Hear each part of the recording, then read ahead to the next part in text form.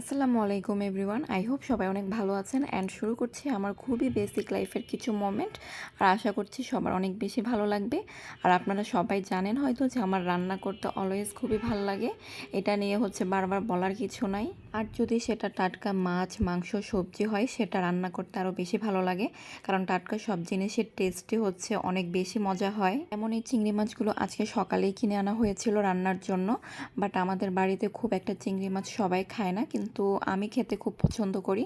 সেজন্যই মূলত এই চিংড়িগুলো আনা হয়েছে। সেজন্য আমি চিংড়ি মাছগুলো আমার মতো করে রান্না করছিলাম, খুব বেশি ঝাল টাল দিয়ে। আর চিংড়ি মাছে কিন্তু এমনিতেই মিষ্টি, ঝাল একটু কম দিলেই হয়তো খেতে বেশি মজা লাগে। নিজের কিছু পছন্দের খাবার, পছন্দের কিছু রান্না করার মধ্যে কিন্তু আলাদা একটা শান্তি আছে, যেটা আমি রান্না করতে গেলেই বারবার ফিল করি। দেন ভুনা টাইপের কিছু খাবার রান্না করলে আমাদের বাড়িতে ডাল করতেই হবে, কারণ ডাল ছাড়া কেউই ভাত খেতে পারবে না। দেন আমি একটু পটল ভর্তাও করেছিলাম, ভাতেই সিদ্ধ দিয়ে দিয়েছিলাম, সেটা আর দেখানো হয়নি। দেন দুপুরে ভাত টাত খাওয়ার পরে বিকালে কেন জানি এত ক্ষুধা লাগছে। দেন জামাই আবার বুদ্ধি করে আমাকে কাপ নুডলস করে দিছিল। দেন আমি পুরাটাই খাইনি, ওনার জন্য রাখছিলাম। বাট এই অ্যাপ্রিসিয়েটগুলো না অনেক বেশি ভালো লাগে,